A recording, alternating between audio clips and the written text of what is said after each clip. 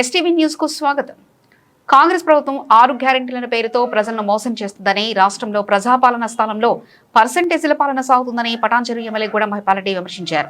పటాన్చెరు నియోజకవర్గంలో నిర్వహించిన బీఆర్ఎస్ సభ్యత్వ నమోదు అవగాహన కార్యక్రమంలో ఆయన మాట్లాడుతూ, రాబోయే జీహెచ్ఎంసీ ఎన్నికల్లో 9 డివిజన్లో బీఆర్ఎస్ క్లీన్ స్వీప్ సాధించి గులాబీ జెండాను రెపరెపలాడిస్తామని ధీమా వ్యక్తం చేశారు.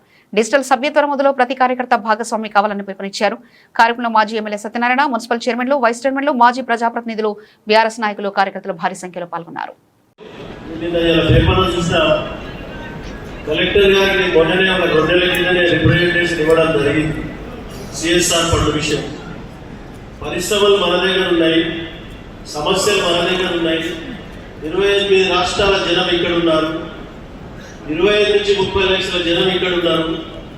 వారి సమస్యలు ఎడ్యుకేషన్ విషయంలో కానీ, హెల్త్ విషయంలో కానీ, స్పోర్ట్స్ విషయంలో కానీ, ప్రతి విషయంలో ఖర్చు పెట్టవలసిన అవసరం సిఎస్ఆర్ ఫండ్ ఇక్కడ ఉన్నది. తెలంగాణ రాష్ట్రం ఎందుకు వచ్చింది? తెలంగాణ రాష్ట్రం మన నిధులు, మన ఉద్యోగాల అంశం ఏదైతే తెలంగాణ రాష్ట్రం వచ్చింది. కాబట్టి దయచేసి కలెక్టర్ గారిని డిమాండ్ చేస్తా ఉన్నా, ప్రభుత్వానికి డిమాండ్ చేస్తా ఉన్నా, రిప్రజెంటేషన్ ఇవ్వడం జరిగింది. సిఎస్ఆర్ ఫండ్ ఇక్కడ ఖర్చు పెట్టిన తర్వాతనే ఇండస్ట్రీ యాజమాన్యానికి రిక్వెస్ట్ చేస్తా ఉన్నాను, బిల్డర్లకు రిక్వెస్ట్ చేస్తా ఉన్నారు. కాబట్టి ఇక్కడ ఖర్చు పెట్టిన తర్వాతనే మిగిలిన బయటికి తీసుకోవాల్సిన అవసరం ఉన్నదని చెప్పి ప్రభుత్వాన్ని డిమాండ్ చేస్తా ఉన్నాం, కలెక్టర్కు డిమాండ్ చేస్తా ఉన్నాం. లేకపోతే కలెక్టర్ ఆఫీసర్ అక్కడ ఎంతమంది ఉన్నంత 10,000 మందితో ముట్టడిస్తామని ఇక్కడ హెచ్చరిస్తా ఉన్నాం. విడిచిపెట్టే క్వశ్చనే లేదు. ఎందుకు చెప్తున్నామంటే ఇక్కడ సమస్యలు చాలా ఉన్నాయి. స్పోర్ట్స్ విషయంలో చిన్నారంలో, గడ్డకొత్తనంలో 5 ఎకరాల ల్యాండ్ కేటాయించడం జరిగింది. మినీ స్టేడియాలు కట్టాలి, కాలేజీలు కట్టాలి, ఇంటర్మీడియట్ కాలేజీలు కట్టాలి, స్కూల్ బిల్డింగ్ కట్టాలి, వాటర్ పైప్ లైన్ వేయాలి, హాస్పిటల్ కట్టాలి.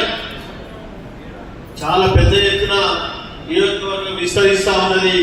ప్రజా అవసరాలు చాలా ఉన్నాయి. కాబట్టి తప్పకుండా ఇక్కడ ఖర్చు పెట్టిన తర్వాతనే బయటికి తీసుకోవాల్సిందిగా నేను ప్రభుత్వానికి డిమాండ్ చేస్తా ఉన్నాను.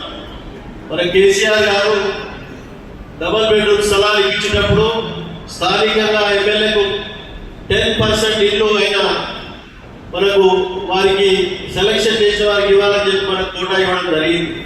ఆ కోట కూడా కలెక్టర్ గారు, ప్రభుత్వం అమలు చేయాలని చెప్పి డిమాండ్ చేస్తా ఉన్నాం.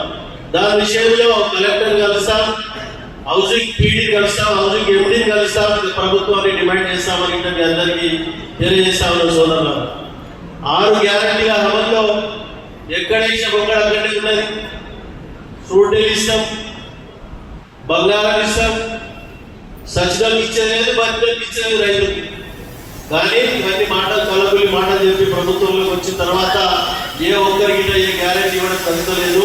దాని మీద ప్రతి అంశం మీద పోరాటం చేస్తామని చెప్పి ప్రభుత్వాన్ని డిమాండ్ చేస్తా ఉన్నామని తెలియజేస్తూ, మనం ఇంతకుముందు చెప్పిన పెద్దలందరి ఆలోచన సభ్యత్వం మీద కాన్సన్ట్రేషన్ చేసి రాష్ట్రంలోని అతిపెద్ద మనకు లక్షల సంఖ్యలో మనం సభ్యత్వం చేసినట్టయితే కేసీఆర్ గారి నోటీసులో మన నియోజకవర్గం మొదటి వరుసలో ఉంటుంది.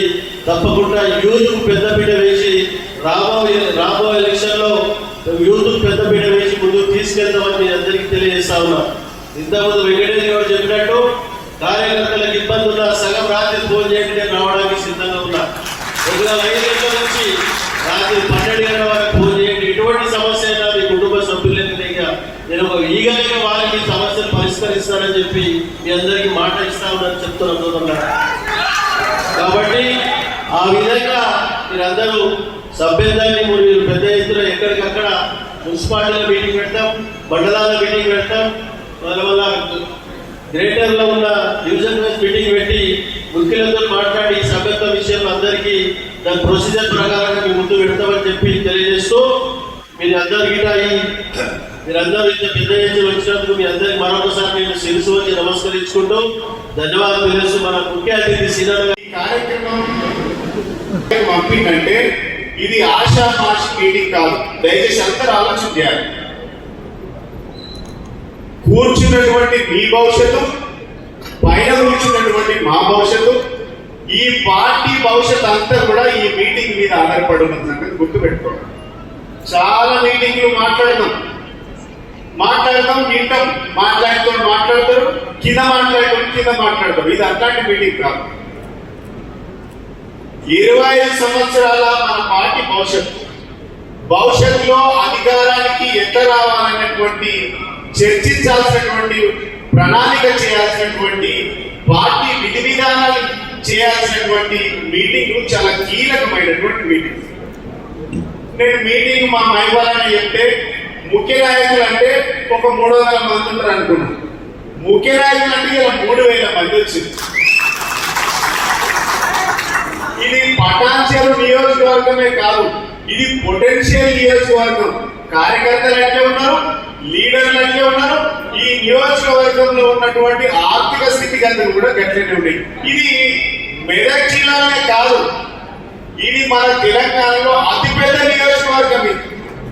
కాబట్టి మన బలం ఏంది, మన శక్తి ఏంది, మన లీడర్ల శక్తి ఏందో ఏడ చూపించాలంటే మన మెంబర్షిప్ డ్రైవ్ లో చూపించాలి.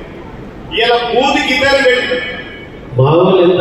సో మీరు ఎంత గట్టిగా ఉన్నారో ఈ నియోజకవర్గం తెలంగాణకు ఒక మోడల్ అయి చూపిద్దామంటున్నాను నేను. అవునా కదా? ఒక మోడల్. హరీష్ అన్న వీడికి పంపినట్టు ఏమన్నట్టు, అరే వీడు ఎరువుల సీన్ పోయినట్టే పక్కగా పని చేసుకొస్తాడని అనుకుంటారు. సో మైపాలన ఉన్నాడు, ఇక్కడ మైపాలన ఉన్నట్టు కూడా పని పక్కా జరుగుతుందని అనుకుంటున్నారు. ఇన్ని సంవత్సరాల అనుభవం ఉంది మీకు. ఇక్కడ నాలాంటి వాళ్ళు చెప్పాల్సినటువంటి అవసరం లేదు. ఇవాళ పార్టీ నిర్ణయం తీసుకున్నది, సభ్యత నమోదు కార్యక్రమాన్ని తీసుకున్నది. ఈ జూన్ మొదటి వారంలో మొదలైంది. బహుశా కేటీఆర్ గారు 2వ తారీఖు నాడు ప్రకటిస్తారు. జూన్ మొదటి వారం లేదా 2వ వారం నుంచి మొదలు చేస్తుంది ఈ కార్యక్రమాన్ని. ఎందుకంటే ఎండలు బాగా కొడుతున్నాయి కాబట్టి జూన్ 2వ వారం నుంచి లేదా మొదటి వారంలో ఈ కార్యక్రమం మొదలైంది. ఇప్పటికే మా మైపాలన్న ఆదర్శంగా మీకు అంత డైరెక్షన్స్ ఇచ్చింది. బూత్ కిందరు ఇలా బూత్ కిందరు రమ్మంటే బూత్ 10 మంది వచ్చింది. అందుకే 3000 మంది అయింది. 422 బూతులు. బూత్ కిందరు అంటే మీరు 10 మంది వచ్చింది, చాలా సంతోషం. ఇలా కాంగ్రెస్ పార్టీ ఏమో మీటింగ్ పెడదామంటే కార్యకర్తలు దొరకలేదు.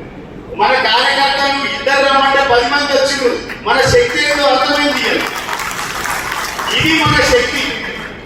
కాబట్టి బూత్ కిందరు, ఈ బూత్ కిందరు చొప్పున ఇందాక ఆదర్శన చాలా చక్కగా చెప్పింది. బూత్ కిందరు ఆండ్రాయిడ్ ఫోన్స్ తోని మాత్రమే ఈ మెంబర్షిప్ డ్రైవ్ చేయాలి. ఇది డిజిటల్ మెంబర్షిప్. ఇంతకుముందు చేసినేమో మనం బుక్కులు కొట్టించి సంతకం పెట్టించేయాలి. ఇది డిజిటల్ తోని చేస్తాం కాబట్టి చాలా పకడ్బందీగా, చాలా పద్ధతిగా, క్రమశిక్షణగా, కమిట్మెంట్ తో చేసే వాళ్ళని మాత్రమే బూత్ కిందరిని పెట్టాలని పార్టీ నిర్ణయించింది. అదేవిధంగా వాళ్ళిద్దరితో పాటు వాళ్ళు కోఆర్డినేషన్ చేయడానికి ఒక సీనియర్ కూడా పెట్టుకోవాలి.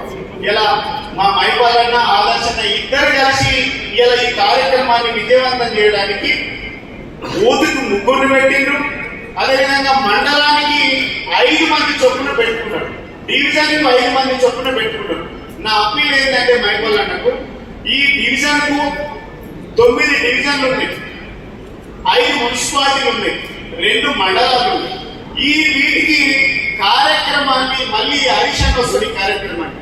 ఈ మీటింగ్ చాలా మంది వచ్చినారు కదా. బూత్కు 3 అవుతారు, మండలానికి 5 అవుతారు, డివిజన్ కు 9 మంది అవుతారు. వాళ్ళు మాత్రమే రేపు పేరు ఫోన్ నంబర్ ఉన్న వాళ్ళు మాత్రమే మీటింగ్ కి రావాల్సి వస్తుంది. ఎందుకనంటే ఈ మీటింగ్ ముఖ్య ఉద్దేశం ఏంటంటే ఈ బూత్ కింద ఎవరైతే ఉన్నారో పార్టీ మొత్తం వాళ్ళ మీద డిపెండ్ అయి ఉంటుంది. ఆ కోఆర్డినేషన్ చేయడానికి ఒక వ్యక్తి ఉంటాడు. ఎన్నికలు ఎప్పుడు వచ్చినా సరే మనం ప్రతిసారి ఎన్నికలు చేస్తాం, 100 ఓట్ల ఒక్కళ్ళు ఇచ్చి పెట్టుకుంటాం. ఇలా 100 ఓట్ల కాదు, ఇలా 500, 600 నుంచి 1000 ఓట్ల వరకు ఎవరైతే బూత్ ఉంటుందో ఆ బూత్ లో 2 పెడుతున్నాం. ఆ 2 కోసం ఒకరి కోఆర్డినేషన్ పెడతా ఉంటాం. అదేవిధంగా డివిజన్ లో కూడా ఈ 8-9 మంది ఎవరైతే ఉన్నో ఆ డివిజన్లలో కూడా వర్క్ రేపటి నుంచే జరగడానికి, ఆ డివిజన్ లో వర్క్ జరగడానికి, మండలాలలో మున్సిపాలిటీలలో వర్క్ జరగడానికి కూడా ఇలా మైపాలని చెప్పిన కోఆర్డినేషన్ చేయడానికి కూడా ఒకరిలో అయిందండి ఒక 2 సీనియర్ లీడర్లు కోఆర్డినేషన్ వర్కప్ చెప్పాలి. ఇక పనిలోకి దిగిపోవాలి. ఇట్లా ఎప్పుడు ఎన్నికలు వచ్చినా మన లెంకులాడు లేదు. మెంబర్షిప్ చాలా జాగ్రత్తగా చేయాలి. ఎప్పుడు ఇలా ఓటర్ లిస్ట్ లో పేరున్న వాళ్ళకి మాత్రమే మెంబర్షిప్ ఇవ్వాలి. ఎవరు పెడతామని మినీ ఇండియా పటంచెరువు అంటే 29 రాష్ట్రాల జనాభా ఉంటుంది ఇక్కడ. కాబట్టి 4 లక్షల చిల్లర ఓట్లున్నాయి ఇక్కడ. 422 బూతులు ఉన్నాయి ఇక్కడ. ఈ బూత్ కి 2-3 చొప్పున ఈ పార్టీని బలోపేతం చేయడానికి దాదాపుగా మీరు 1,30,000 మెంబర్షిప్ చేయించాలి.